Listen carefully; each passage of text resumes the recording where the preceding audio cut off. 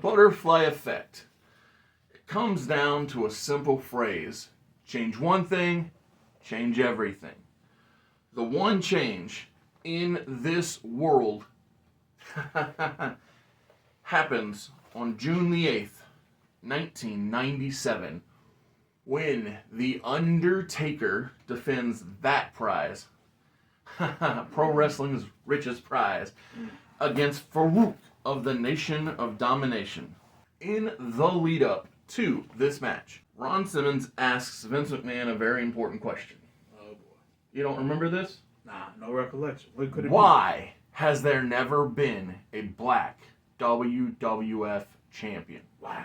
And so it's a valid point. It's an excellent question. Now, I will say this. That's because what year was this again? 1997. 97? Yeah. Well, I will say this. I can't strongly say, oh, you know who's the one? That one, that guy. Yeah, it's fair. Now, I also think that's an indictment of who you hire. Yep. Who you hire, who you push, how they look. And don't get me wrong, maybe you can make the argument for Junkyard Dog. Maybe. Oh, yeah, he was hella over. Exactly, big time over. But outside of him, it's a struggle. Because Ahmed Johnson looked the part, but didn't really have the ability. Yeah. So, to me, Ron Simmons is the man to make it happen. And you know I ain't going to disagree with you. Well, and here's the other thing. It just would have been perfect poetry if Ron Simmons was the first WCW Black World Champion and the first Black WWF World Champion. Just like I am right now. After the open rolls, I will tell you what this one thing changed.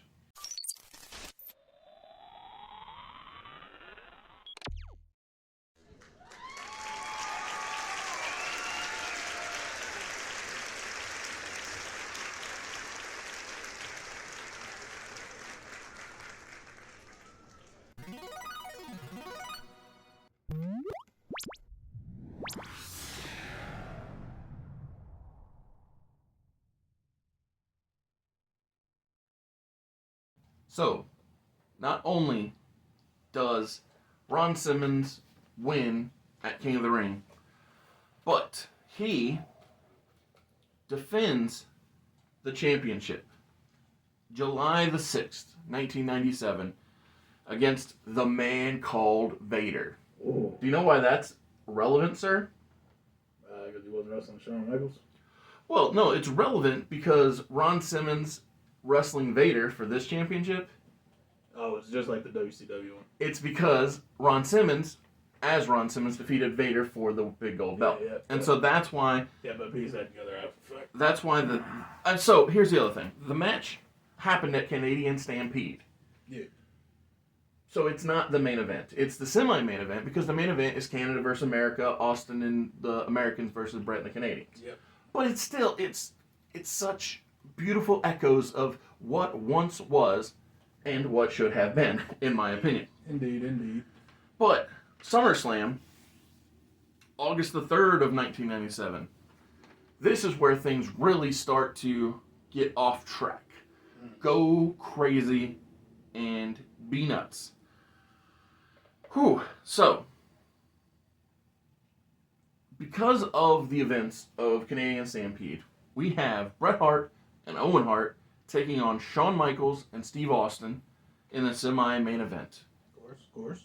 The theme of the pay-per-view remains Heart and Soul, because the Hearts are in the semi-main event and the soul of the World Wrestling Federation, The Undertaker, is getting a shot at his title against Farouk. The Nation interferes.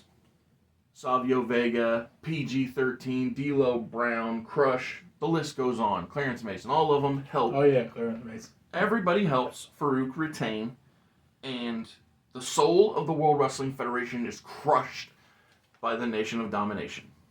That's what we love to see. On September the 7th of 1997, we have Ground Zero. On this show, Shawn Michaels... In your house? It's in your house, yeah. Okay. On this show, Shawn Michaels is taking on The Undertaker in the semi-main event, and the winner will go on to face the the champion inside Hell in a Cell at Bad Blood. So this changes the course of the Hell in a Cell match. Yeah, the first ever Hell in a Cell will be for the title, not Shawn and Taker, not for the title. So there will be no Kane, at least. No, he'll go into the cage. Yeah, he'll still. We'll get the Bad Blood when we get the Bad Blood. Let's stay at ground zero. So Bret Hart challenges Farouk for the title in the main event, and Farouk retains at ground zero. The Undertaker beats Shawn Michaels at ground zero. So keep in mind, we're in 1997. Shawn Michaels and Bret Hart are not in the title picture. We're in September. Keep that in mind. That's important. Yep. Going to October, Bad Blood. October the 5th, The Undertaker challenges Farouk inside the first ever Hell in a Cell match. Him and Paul Bearer are the reason it exists. So technically it's Bruce Pritchard, but in storyline, Paul Bearer and The Undertaker are why this match exists. And so, but before we get to that main event, before we get to The Undertaker wrestling Farouk, let's talk about the semi-main. Vader, Shawn Michaels, Hunter Hearst Helmsley, and the Patriot take on the Hart Foundation. That being Jim Neidhart, Davey Boy Smith, Owen Hart, and Bret Hart. So the Harts go over in this 4-on-4 contest. It's kind of a pre-Survivor Series, if you will. Indeed. Here in the main event, The Undertaker versus Farouk. Inside the first ever Hell in a Cell. This is a way to keep the Nation out of the ring. No interference from the Nation. Which is growing leaps and bounds. We've got the top title. We've got the big faction. Everything's going the Nation's way. So, everything's coming up, Nation. The Undertaker should breeze his way back to the title because there's nobody's going to be able to get involved in this match. Yeah. That is until the lights go down and Jim Ross says, Vince McMahon says, it's gotta be Kane. Yeah. So Kane comes out, chokeslam, tombstone, all that. Farouk wins and retains the title. Cool. Because, again, why put the title on a man just for it to mean nothing? Exactly. So it doesn't mean nothing. It means everything. It means the world. So, here we are. The moment that I've really done this for. That being November the 9th of 1997. We are in Montreal, Quebec, Canada, for the Survivor Series. Wow, what happened on this day? Nothing relevant. Yeah, nothing relevant happened here. I'll tell you what. Actually, lots of things relevant happened here. Yeah. So Steve Austin still gets his neck broken. Oh yeah, right. I forgot about this show too. By Owen Hart.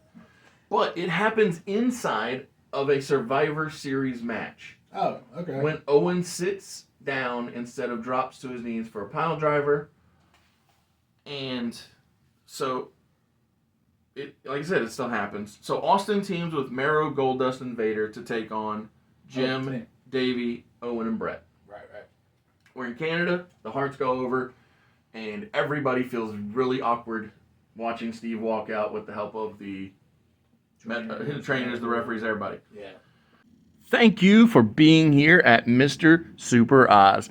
This video is going out, and this channel only exists because I, Oz, founded Gamble Comics, which first release was Everlasting Survivors, a 68-page graphic novel called All Day Long. Available now. Follow the link in the description that will take you to gamblecomics.com. While there, you can get hats, shirts, posters, much, much more, but most importantly, the story itself. So this scene that I'm about to play out for you is caught on the documentary film crew that is there to document and film Bret's life. Oh yeah, that's right. He had that documentary. Exactly. Yeah. I forgot about that. Now, what is it that the documentarians see? It's nothing about Bret Hart. Yeah. It's Shawn Michaels telling Vince that either I get what I want or I'm out of here. And Vince says, fine, I'll just go out there and have the match, and then we'll do things your way, Shawn. You know I love you. You're like a son to me. It doesn't sound very Vince, but okay. No, you'll know exactly what I'm saying when it's all said and done. So we go out. Farouk defends the World Championship against Shawn Michaels, and Farouk wins and defeats Shawn. When they exit the curtain, Vince points his finger in Shawn's face. You says, "You never hold me up. You were here when the Ultimate Warrior did this to me at SummerSlam 1991. Yes. You're fired, Shawn." Yep, that's more Vince McMahon. And so, there is no Montreal Screwjob. Shawn Michaels exits the company and goes to WCW, links up with Scott Hall, Kevin Nash, and Sean Waltman. But more importantly, this is the butterfly effect of Ron Simmons being world champion. More importantly, Shawn Michaels meets his wife sooner and gets clean quicker. God bless. And that is what is the effect of Ron Simmons being world champion. Man, just think. Ron Simmons being world champion shaved Shawn Michaels' life, 5 years sooner? Yeah, 5 years sooner, something like that. So, in December of 1997, nice. The WWF ran a pay-per-view in your house. Do you remember what it was called? No. Degeneration X. Oh, okay. They just named it. Okay. So, at this event that was made around Shawn and Hunter and China. Yeah. Well, we're not doing that. Well, Sean's gone. Yeah. He's with Hall and Nash. Yep. I call this In Your House Nation Divided. Ooh, that's good. In the main event, Ken Shamrock challenges Farouk for the world title. That's a dangerous man right there. Yes. Farouk retains and goes into 1998 as the world champion. You love to see it. At the Royal Rumble, 1998. Do you remember who won that year? 98. Wasn't it Vince? No, that was the year after. Austin? Stone Cold Steve Austin. So, Stone Cold still wins the Royal Rumble. All right. Love consistency. But Farouk loses the championship January the 18th, 1998 to Bret the Hitman Hart. That young whippersnapper. And in the crowd, do you remember who was in the crowd that night? I do not. Who was there? At the Royal Rumble, one man stands out. He's thought to be one of the greatest of all time. Mm. And this man knocks out Farouk, helping Bret Hart win the world title. Oh, wow. And the next night on Raw, Vince, Bret, Shane, Pat Patterson, Gerald Briscoe, they welcome the Blackheart, Mike Tyson. Oh, the literal Blackheart. Okay, got it. Yeah, so in the World Wrestling Federation, Owen Hart, when he was the last surviving Hart of the company, was called the Black Heart. Yes. Well, all the Harts are here. They're all alive and well. Thank God. And instead of Mike Tyson joining D-Generation X, Mike Tyson joins the Hart Foundation as the Black Heart. Shit. That's interesting. That is interesting. And so Mike effing Tyson. And so this is a way that we can make things make sense. You know, Mike Tyson still is the ringside enforcer of WrestleMania. Mm-hmm. He still helped Steve Austin win the title. Yep. But this time, instead of punching Shawn Michaels, he punches Bret Hart. With Bret not leaving the company, there's no Vince Russo getting in his feelings about Owen not wanting to kiss Deborah because Bret's going to stand up for his brother. And there's no going to be Blue Blazer BS. Owen Hart lives. Shawn Michaels gets clean, meets his wife, and marries her sooner. Mike Tyson is the Black Heart, not a degenerate. These are the major beats that change. But you know what doesn't change? I was thinking to myself, there's something so very important about this nation of domination. And more importantly than it being important, there's a thing, like I said, the nation kept growing while Farouk's on top. He's champ. Yeah. Who doesn't want to be a part of the champ's faction? Exactly. And so, one person that he picks up along the way, Ahmed Johnson. Yeah. And one person he discards along the way, Ahmed Johnson. Yeah, get him out of here. But who else does he pick up? Dwayne "The Rock" Johnson. He really likes guys named Johnson. I forgot about that. That's good. That's a good shout right there. So, March 30th, 1998, The Rock kicks Farouk out of the Nation of Domination, and just like in real life, The Rock declares himself not the leader of the nation, but the ruler of the nation. And that, like I said, it makes it all make sense. It ties it in a nice little bow. We don't have to wonder who will be the first guy. Ron asked the question, he answered the question. It's like, it's me. It's me. It's been me all along.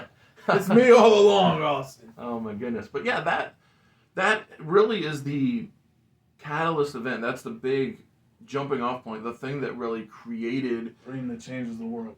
Butterfly Effect Wrestling. So when I first was thinking about, well, what is the result of Farouk, Ron Simmons, being the champion of the World Wrestling Federation, I was like, well, how do you get here?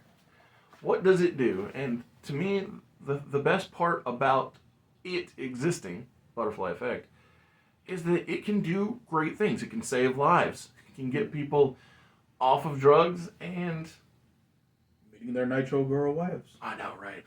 Nitro Girls, top quality stuff. Literally, it's something that I would like to implement in Extreme Championship Wrestling. Easy done. We have the Extreme Expose. That's the same thing. Well, what I mean is, any woman who can't wrestle, just let them hang out in the crowd, hype them up, get it going. Be high-level cheerleaders. Basically, yeah. I just always thought, man, that's a good use of people who can't wrestle. And I'll even put men in that category. If a dude can't wrestle, go out and hype the crowd. Like, come on, man. Say Spirit Squad. Spirit Squad. Well, Spirit honestly, Squad. they were all great I was wrestlers. about to say all of them are phenomenal wrestlers. So bad example, bad name, but you got the point. Yeah, the point. It remains, yeah. Yeah, I'm about to say. But yeah, no, I appreciate you being here for this, because for sure. This legitimately was one of the things that was like, this is why this is important. Because so often people I know, they'll be like, oh man, if only This happened. well, that person hadn't passed away. I'm like, well, it's kind of hard to change that. That's why we have that literal rule in Alpha Tour Worldwide where we don't change deaths. Yeah. But I thought, man, if Brett was there, Davey was there, Jim was there, I think there's a good shot that they would have stood up for Owen. Whereas Owen might not stand up for himself to say, no, I'm not doing that. Yeah, unfortunately. Appreciate you. For sure.